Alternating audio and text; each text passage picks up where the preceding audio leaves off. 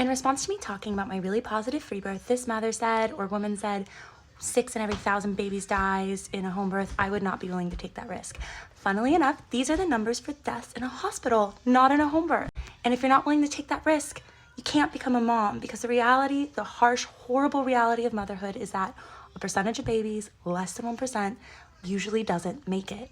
With miscarriage and with infant mortality and birth, these are all just a possibility that we have to reconcile as mothers. I think that a lot of women end up giving their authority over to the doctor because it makes them feel like it's not their fault. But the reality is, it's not your fault if your baby dies at a home birth, and it's not your fault if your baby dies in a hospital.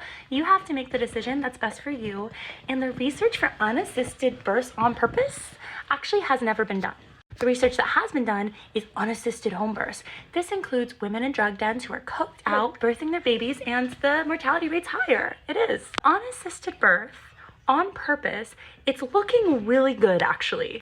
I'm a bit of an academic girl, and the first thing I learned when I'm reading research is to look at who is funding that research and would they have a vested interest in getting a certain result, because there are ways to do research that are manipulative and coercive. The medical industrial complex obviously has a vested interest to make hospital birth look good because they gain massive amounts of money from it. Baby pause, look at him. They gain money, so it's not ethical research. If we lived in a society that maybe gained no money and was just trying to have healthy babies be produced by healthy mothers who are all spiritually grounded, I trust that research. That's not the society we live in. Research is being done right now on unassisted births, and it's looking really good. Tens of thousands of women are coming out and doing it because their hospital experiences were so coercive. I had births that were coercive. I was told you can have a C-section or forceps. Pick one now.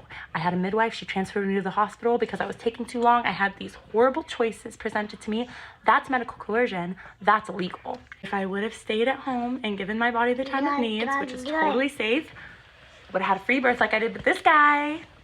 And it probably would have been faster because nothing slows down a birth like a bunch of interventions. Home birth's not dangerous. It's not more dangerous than a hospital birth. And saying this to mothers is anti-feminist. It's anti-woman, and it's just like a boo. But it's not your fault. There's every movie and every bit of information, and everyone is trying to get you to say that. That's the narrative that they want us to believe because it helps the medical industrial complex. Helps us be little fearful people who give a bunch of money to people who want our money. It took me the worst trauma I've ever gone through in my life to come to this conclusion, where my babies had procedures done to them I didn't want, where I had procedures done to me I didn't want that I said no to. I'm so glad that I broke out and deconstructed from thinking I needed doctors to birth my babies. It's not a medical event, and I learned that the hard way. I hope I can help women learn it the easy way, because women sharing online their stories and their wisdom is how I learned about how to give birth in the best way possible for me, and I want to help other women learn that too. That's why I share. Say bye. Bye.